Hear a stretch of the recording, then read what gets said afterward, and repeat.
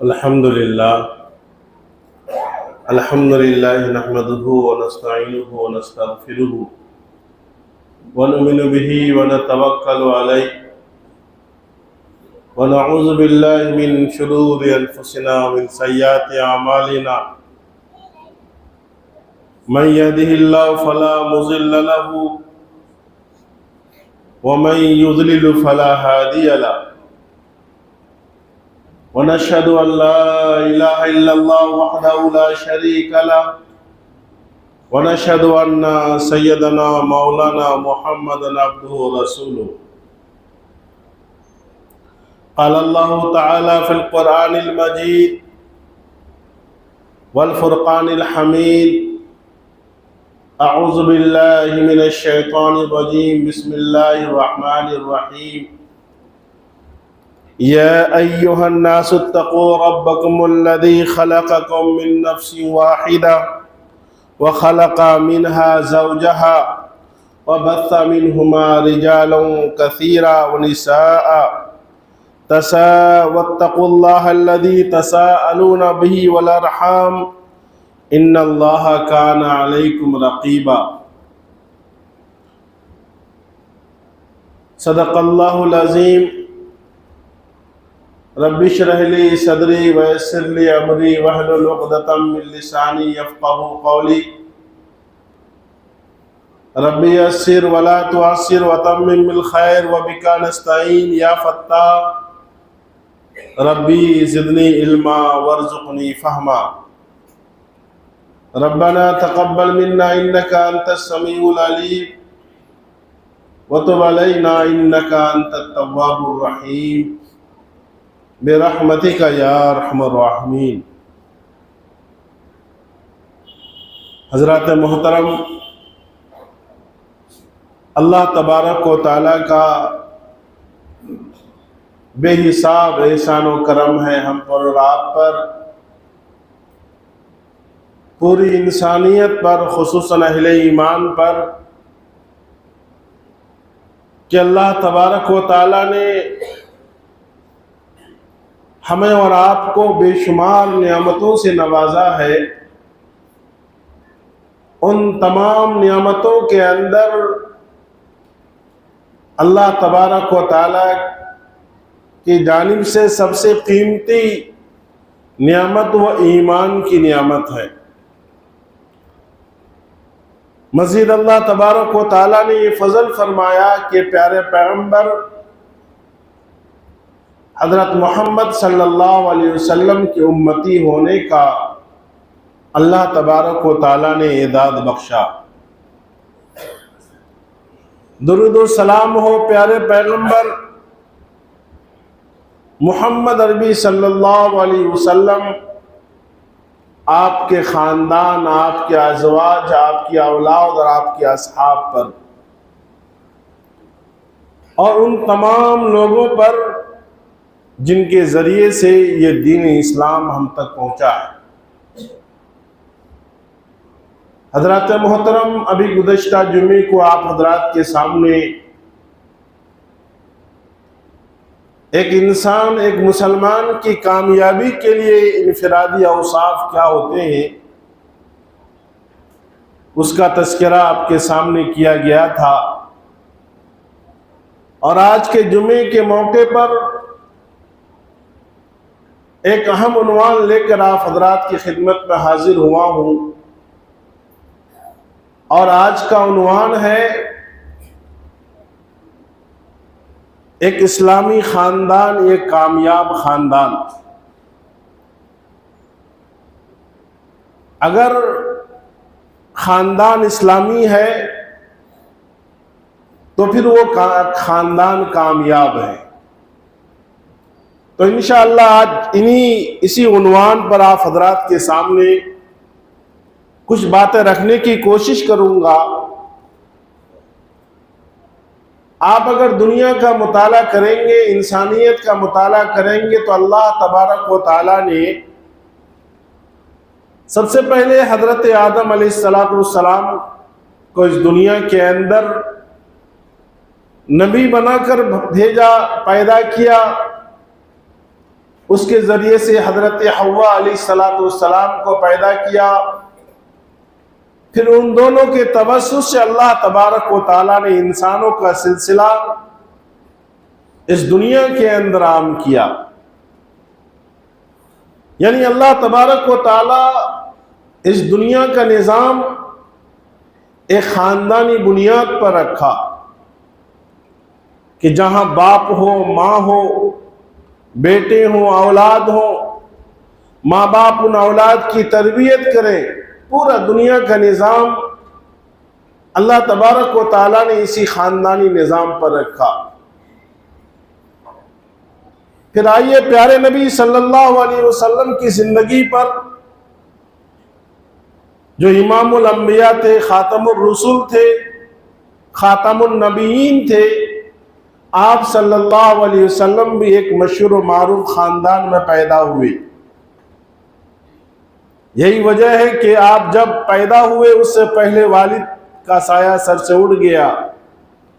कुछ साल के हुए तो वालिदा मोहतरमा का साया सर से उड़ गया, दादा ने परवरिश की, और जब दादा का साया उड़ गया तो चचा ने आपकी परवरिश की।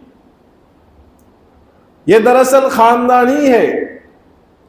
इसलिए लोगों ने लिखा है कि एक खानदान एक मदरसा होता है, एक दरसगाह है, एक स्कूल है, जहां इंसान को बहुत कुछ सीखने का जो है साबका पड़ता है।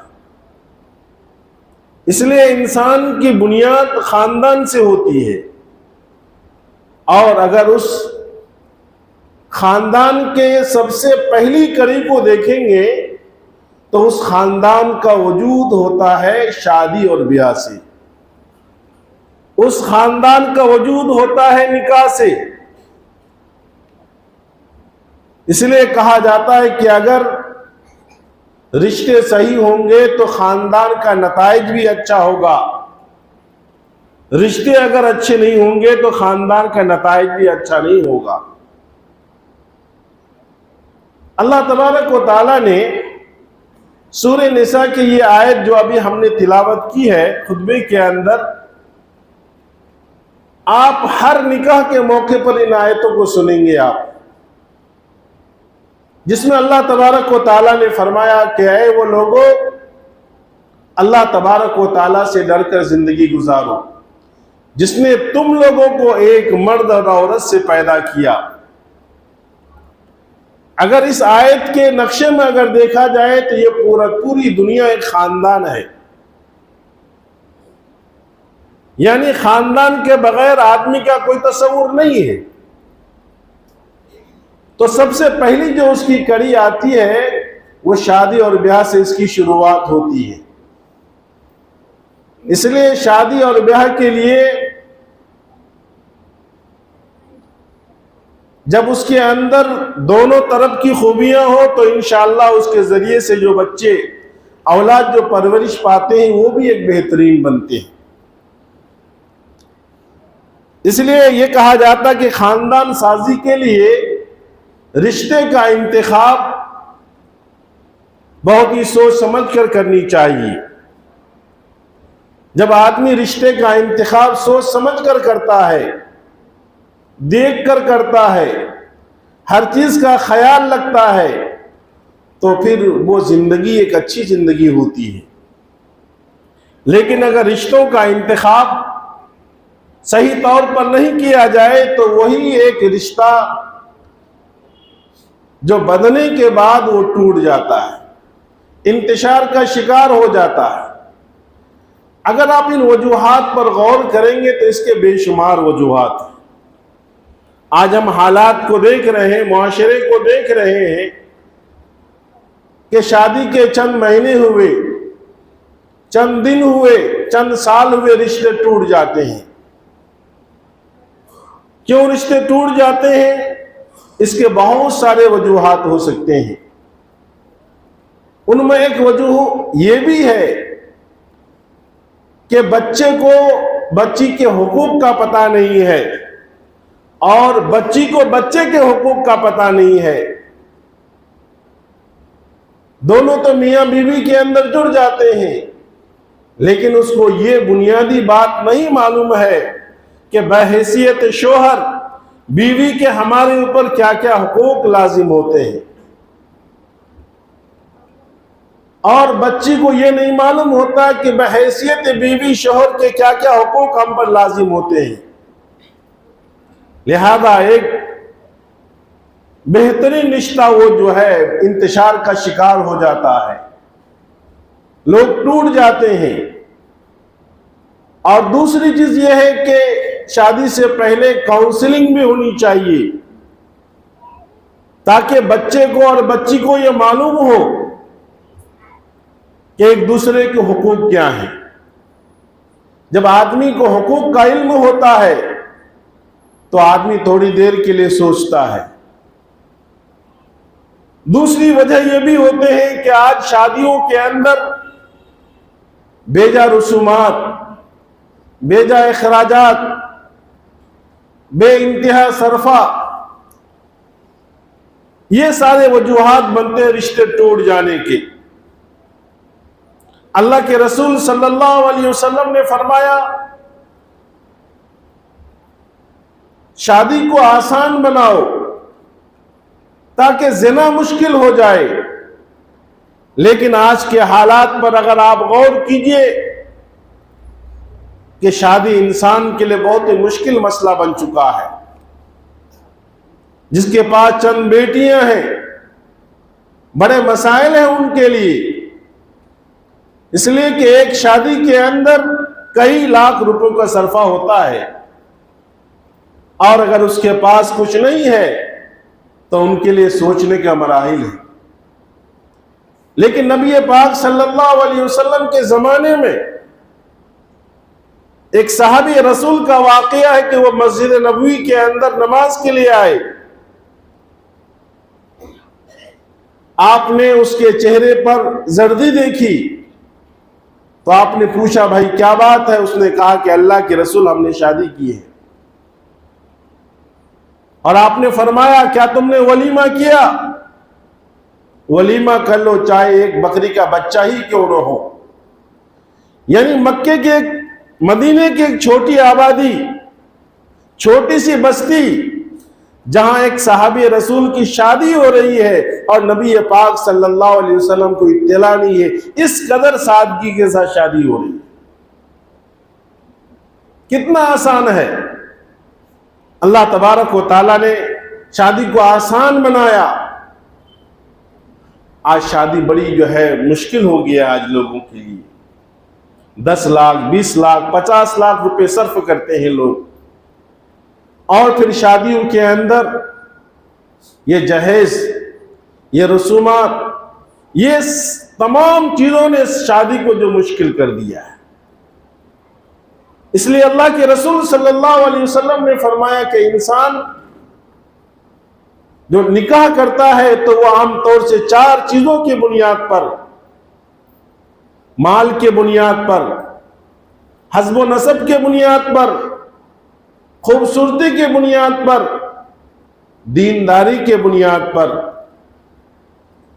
लेकिन अल्लाह के रसूल सल्लल्लाहु अलैहि वसल्लम ने फरमाया कि जो बुनियाद दीनदारी पर रखी जाती है, जो इंतखाब दीनदारी के बुनियाद पर होता है, वो निकाह कामयाब होता है।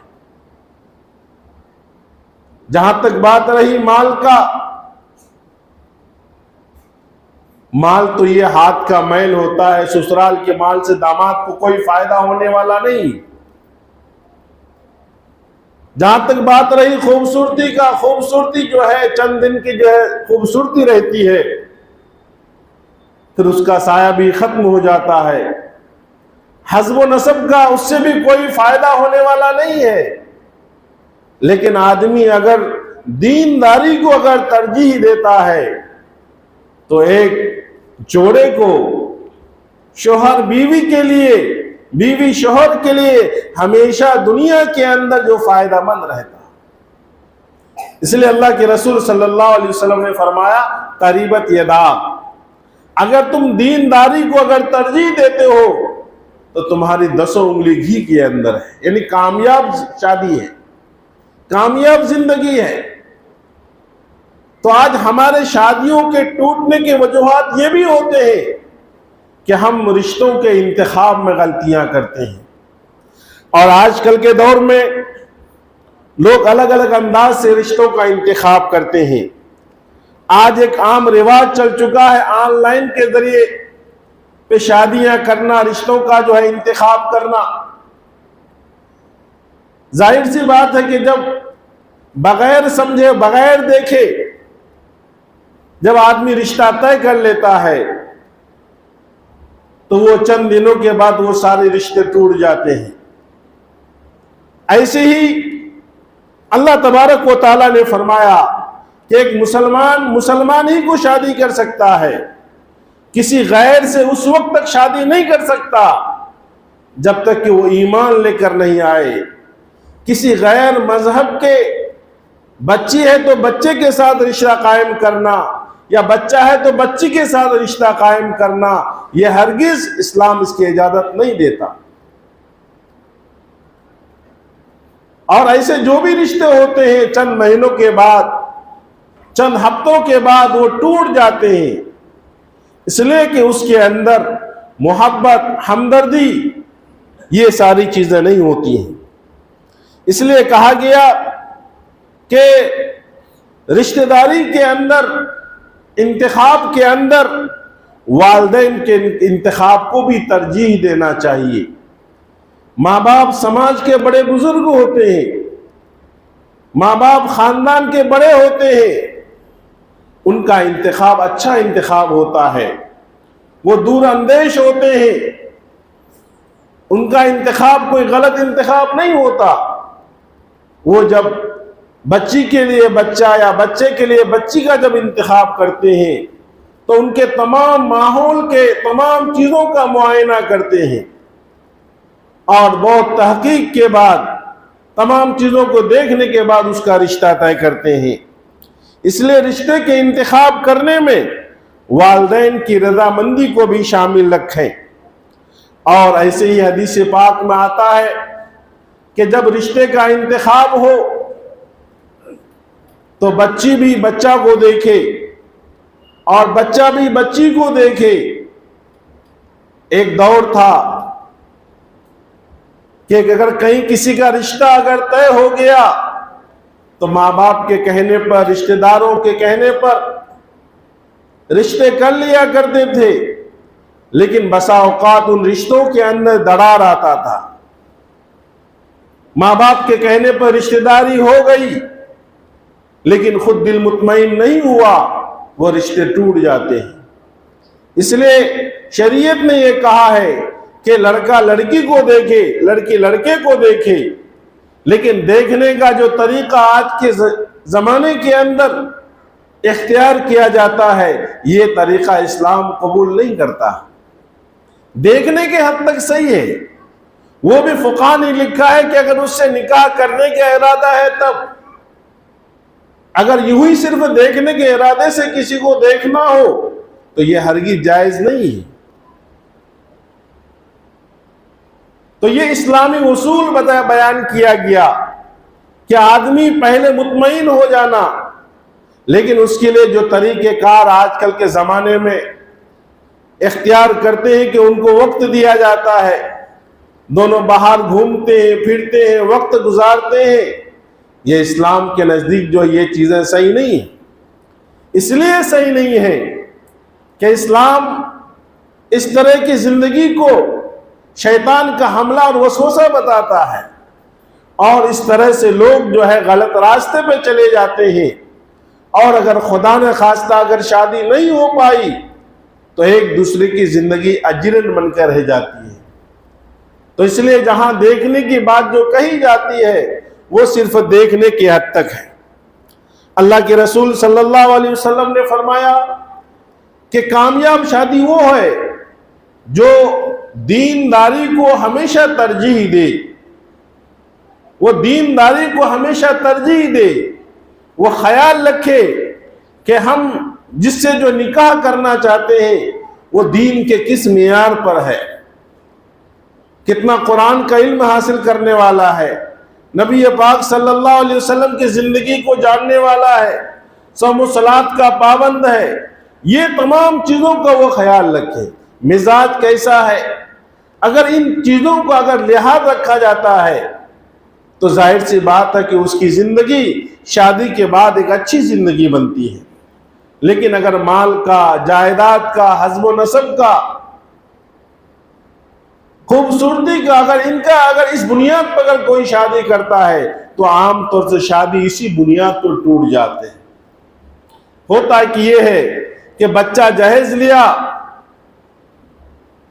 और फिर बच्ची अपने ससुराल को आती है तो ससुराल वाले कहते हैं कि तुम मेरे माँ बाप की खिदमत करो। अब जाहिर सी बात है कि जिस बच्ची के बाप ने 10 लाख रुपए देकर बेटी की शादी किया हो, वो बेटी ससुराल जाकर सास ससुर की खिदमत कैसे करेगी? वो जानती है कि हमने पैसों के जरिए से इसको खरीद लिया है। अगर वही बच्चा बगैर लेन देन के इस्लामी उसूल के मुताबिक, नबी पाक सल्लल्लाहु अलैहि वसल्लम की हिदायत के मुताबिक अगर शादी करता आसान तरीके से, तो यकीनन वो बच्ची ससुराल में आकर तमाम लोगों की इज्जत करती, हर एक की खिदमत करती। उसके दिल में यह एहसास पैदा होता कि ये वो अल्लाह का वो बंदा है जो किसी बगैर लिए दे हमको अपनी जिंदगी के अंदर अपना लिया है। कितना बड़ा इनका एहसान है हमारे घर वालों पर कि एक बच्चे की शादी में इतने अखराजात होते हैं, लेकिन इसने बगैर लिए दिए जो हमारी जिंदगी के अंदर आया, उसका दिल पिघल जाता ससुराल वालों के लिए।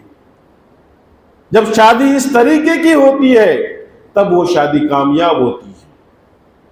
लेकिन आज जो समाज के अंदर जो हालात हैं, इन हालात के अंदर जो है आज एक नासुर बन चुका है।